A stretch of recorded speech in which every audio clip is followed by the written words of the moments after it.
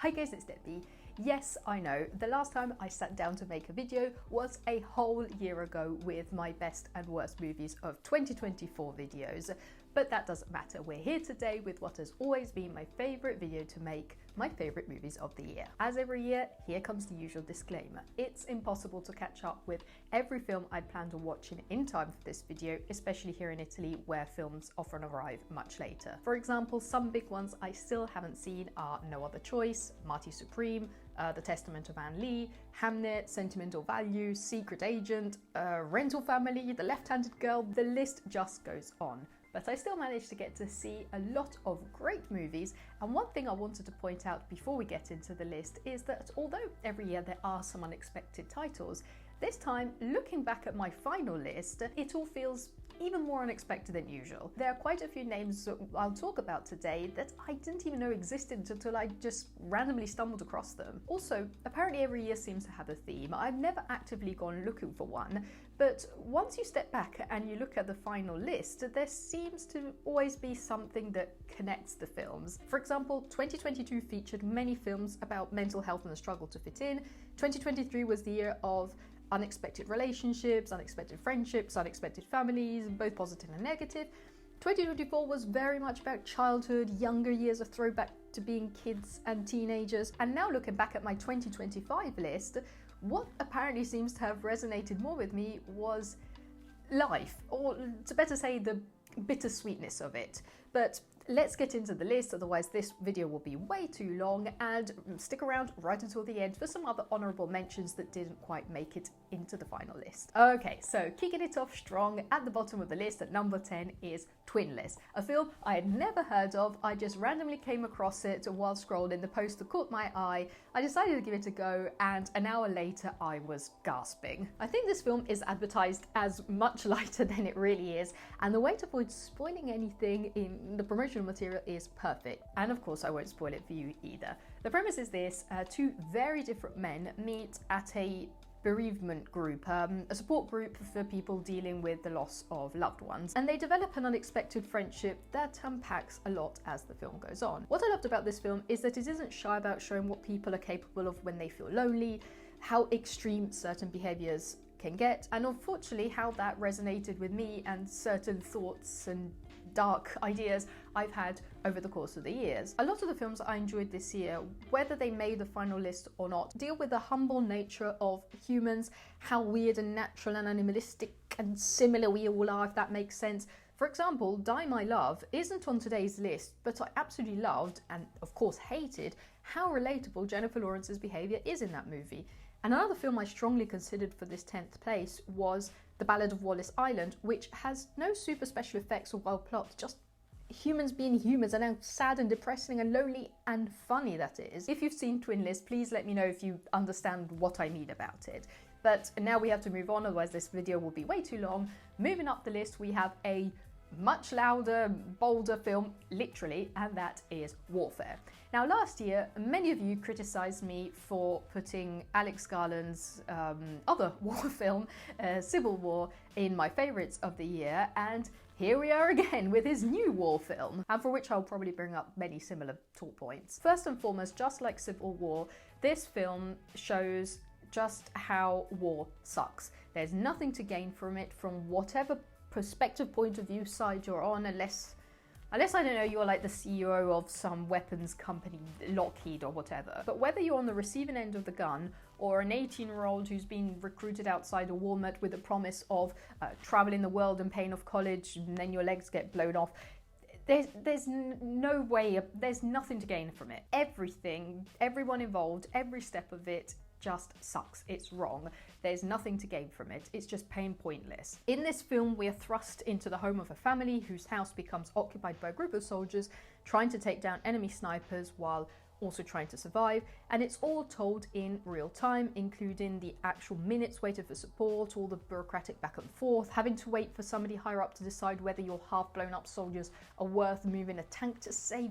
You see how insane this all sounds? And then on top of that, the sound design is amazing. We have these really loud moments followed by deafening silences, blood-curdling screams, the sweat, the fear, the bodily functions. I've seen people call this movie boring, saying it has no arc, that it's just a dead-end plot. Some say Alex Garland is spineless, that he should give more insight into current politics.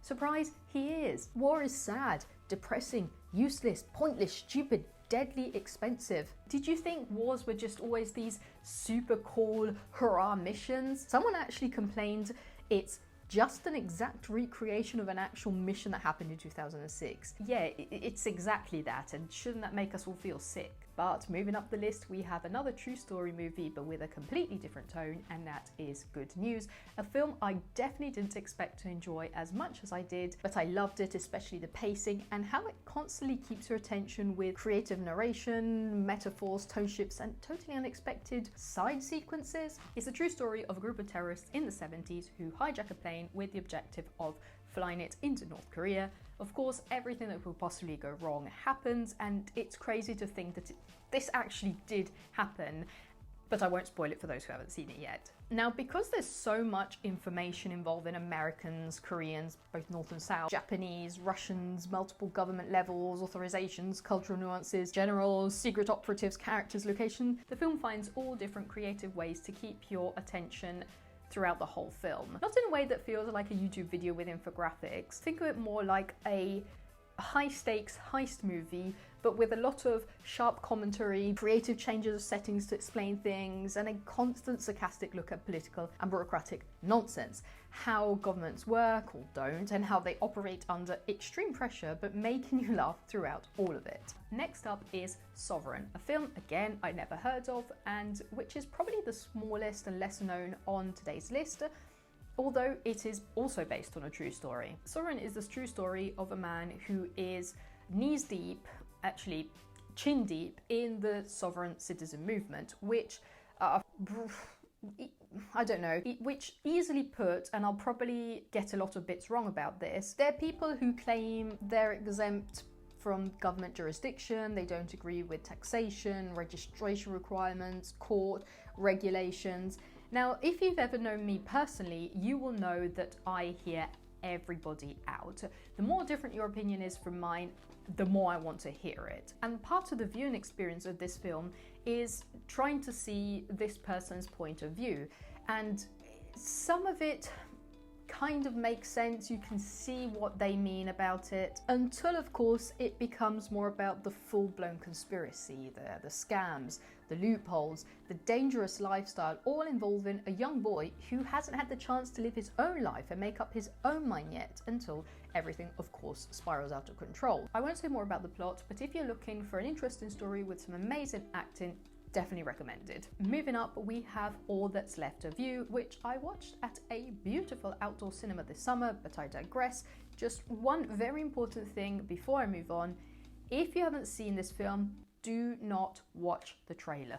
Trust me. It's the story of a Palestinian family across multiple generations as they go through basically everything that happened in Palestine from the 40s to present day. And while of course it depicts violence, abuse of power, crisis, it mostly focuses on family dynamics and how they get by over these years and decades dealing with conflicts, love and personal struggles while everything else is happening outside their house. At the center of the story is a woman from her childhood right until she's talking about her own children. And what I loved about this film is that the family is totally convincing. I totally could believe that this was a married couple, that those were their children, that they're bickering about daily things, and they are dealing with poverty, displacement, trauma. But a big part of the movie is also about humiliation in general and focusing on one specific incident. So I'll finish my review by saying something that I was talking about just a few weeks ago, not specifically related to this film, but how we are becoming as a society in general, and how we are completely dehumanizing a lot of situations.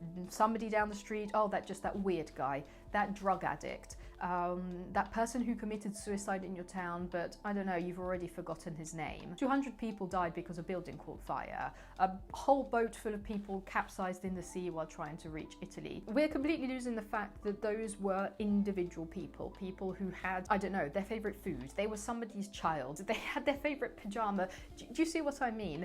We are starting to just group a lot of things in big headlines we just see on the news. And I think this film is good at scaling down this big situation situation to an individual family and showing the humanity of it. But moving up, we have a film I watched very recently, proving how the competition is tight right until the very end, and that is The Smashing Machine. I hate to make this comparison, but okay, if you liked The Iron Claw and The Wrestler, you will like this film, even if it's not exactly the same sport. Maybe it doesn't have the tragic background of The Iron Claw, but it's still the true story of a struggling man who basically sold his body to fight and for the fame on the ring, with the goal of winning and chasing, in his own words, that orgasmic feel of the crowd cheering. Dwayne Johnson is absolutely amazing at portraying Mark Kerr, one of the very first basically unknown MMA fighters back in the days where UFC wasn't plastered everywhere and these fighters were basically world stars and you know their names even if you're not into the sport. The story has some incredibly sad moments and shows the dark behind the scenes of that world, made even more intense by Emily Blunt's annoying, nagging, frustrating girlfriend role, which escalates everything. The soundtrack is amazing, and it's a bit sad that this film didn't get half the attention that it deserves. I was hoping that when Christopher Nolan actually came out saying that Dwayne Johnson's performance is the best of the year, that people would be finally interested in seeing him not in his usual typecast roles. But now we are getting close to the top. At number 4, we have Train Dreams, a film I never expected to enjoy this much, especially given this simple premise of the life of a logger in the early 20th century.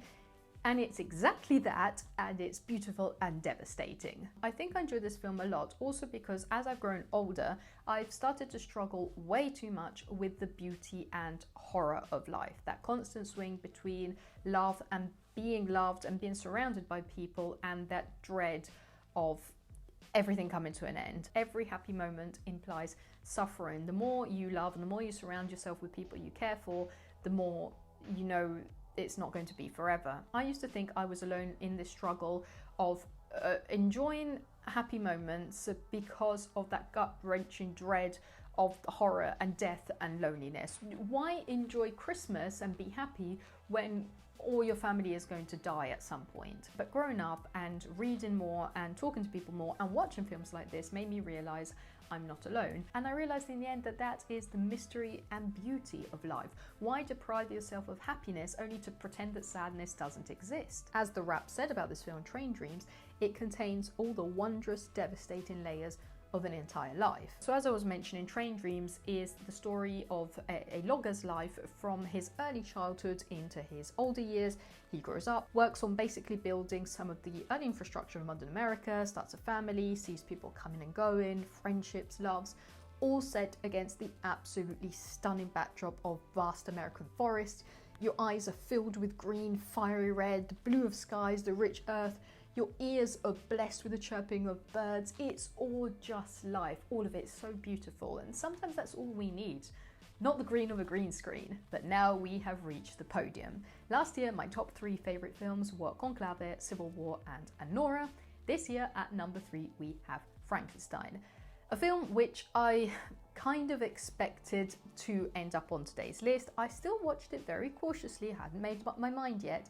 But in the end, I just loved it. Now, you know I'm particularly drawn to gothic, romantic, tragic stories like Frankenstein. You know how much I love Dracula, The Crow, The Rocky Horror Picture Show, From Hell, Donnie Darko, Nosferatu, Constantine, even Edward Scissorhands, and yes, even Twilight in its own silliness. The problem with films like Frankenstein, if we even want to call it a problem, is that they can often become repetitive because the source material has been adapted so many times. But here it's perfected. Victor Frankenstein creates such a soulful creature, beautiful, intelligent, tragic, and in a believable manner. And Guillermo del Toro, who loves his monsters and shown they're not what we think, really captures its torment, its desire to love and be loved by its creator. Often these stories are reduced to ugly creature in reality is not bad and goes against its creator, while here it conveys a whole deeper spectrum of emotions, and Now I'm going to drag in Poor Things so we can get into a fight about the topic right at the end of the video. You know that I didn't particularly enjoy Poor Things, and one of my main points of criticism towards this film is that although Emma Stone's character comes to the conclusion that she is much more than just this lump of flesh brought to life, then her freedom is reduced just to her having sex. So much of the film focuses on her claiming freedom through sex, having sex, talking about sex. I found that side of the story very reductive as well as repetitive, while Guillermo del Toro really takes his time to build into this not just a monster trope. I also watched the behind the scenes documentary about this film, which made me really nostalgic about DVD extras. And when you see the scale of what they did to make this film, it just shows you how good the production quality is, from the sets, the music, the costumes, the makeup, the lighting, everything. But let's move on, as we have reached second place. At number 2, we have Sorry Baby, a film I watched a few months ago and it immediately went into my best movies of 2025 folder.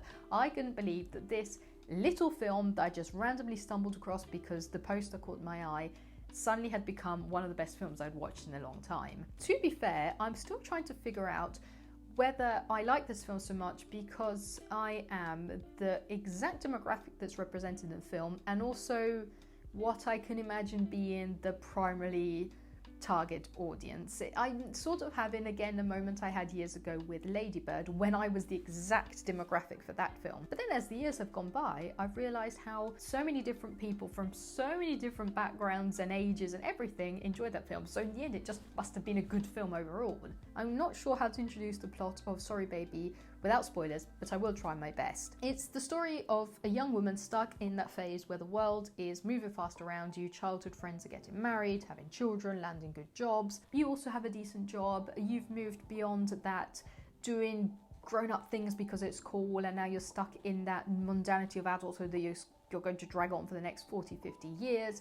Childhood friendships seem to have come to an end, or let's say people are always busy.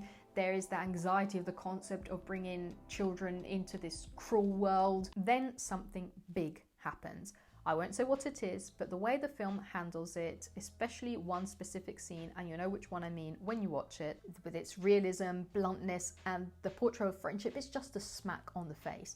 This film has you laughing out loud in one moment, gasping in horror in the next, giggling again, crying, even feeling disgusted. I loved it. And if you've been here on my channel for a long time, you will know how much I used to love, and I still do, Lucas Hedges, so it's always good to find him in a film. And at number 1, what I think was the best film of the year is actually a film I don't think I wanted to make it to number 1.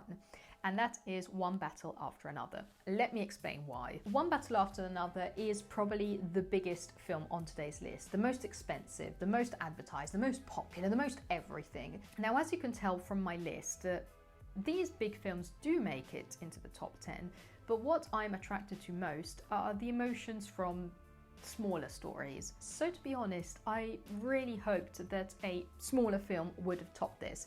But in the end, I've just got to be honest and admit it, this film is really well done. I actually struggle to find any major flaws in it. And also, I think that even if it hadn't received the same publicity, even if you had taken away some of the major names attached to this film, people would have still enjoyed it anyway. They would have still praised it. I was initially very curious about this film, but then, as you may remember from some posts that I made, I was a bit put off by the overwhelming praise about it. There was one comment in particular about Paul Thomas Anderson, quote, touching God. It reminded me of the exaggerated reaction people had to Everything Everywhere All at Once, where people stopped saying it's a good film and just declared it's the best thing to have ever blessed our eyes. Those over-the-top reactions to a film tend to put me off a film rather than make me excited about it. But in the end, I decided to give it a go. I went to the cinema because I wanted to see it on the big screen, and I loved it. I can't not say it. It doesn't touch God. I still don't agree with that, but it is a good film. The story follows a rebellious anarchist couple whose troubles catch up with them decades later when they're older and have settled down and have a child, especially because one man is determined to hunt them down. The 3 hours fly by. The film has decades of information and lore, but it gives you just the right amount of information to keep you hanging on and wanting to know more while still keeping you in the dark about a lot of elements. For example, a lot of elements about Benicio del Toro's character, who I loved. The whole cat and mouse dynamic never tires you. I loved Sean Penn's character. I definitely think he deserves his Oscar for Best Supporting Actor. You know how much I love my supporting actors and how they can really change a plot. Leonardo DiCaprio is classic old Leo, and I think this is one of the elements that could have worked even with a lesser known actor. The editing is breathtaking, especially during the peak of the cat and mouse chase. And in the end, I'm happy I got to see it on the big screen. The friendship dynamics, the music, I loved it all. And unfortunately, I could see how many elements of extremism on both sides and the way they're addressed could realistically be happening any day now, given all the divisiveness in the world today. But with that, we have reached the end of my top 10 favorite films of 2025. There are so many other good ones that didn't quite make it into the final list. Here are some honorable mentions. I mentioned earlier The Ballad of Wallace Island, about a man inviting his favorite musician to perform on the remote island where he lives. This film gave me similar vibes to The Station Agent, where you just want to keep on hanging out with this little group of unlikely friends even after the movie ends. I really unexpectedly enjoyed Bugonia. After years of ups and downs with Lantimos' films, I loved this one about two cousins who kidnap a CEO who they think is an alien, and as always, Jesse Plemons is fantastic.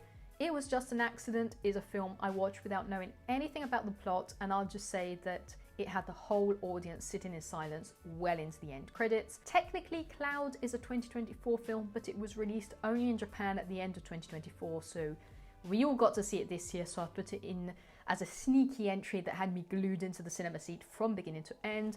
Same for A Missing Part, which was released only in France right at the end of the year, so of course we all got to see it after, and which had everybody crying both in happiness and disbelief. Last night I watched the new Knives Out movie, Wake Up Dead Man. It was definitely better than the last one, Glass Onion, and although by now we are familiar with the structure of these films, it was still a gripping story. For documentaries, I loved Goodbye Horses, The Many Lives of Q Lazarus, a film I'd been waiting for literally years.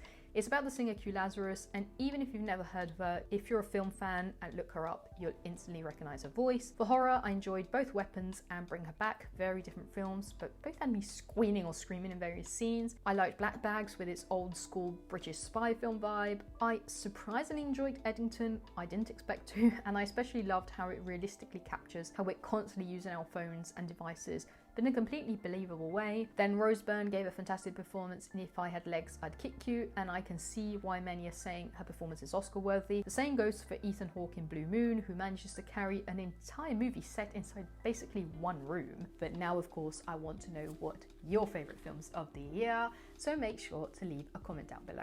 I hope you enjoyed this video. If you did, make sure to subscribe, and I'll see you in the next one. Bye.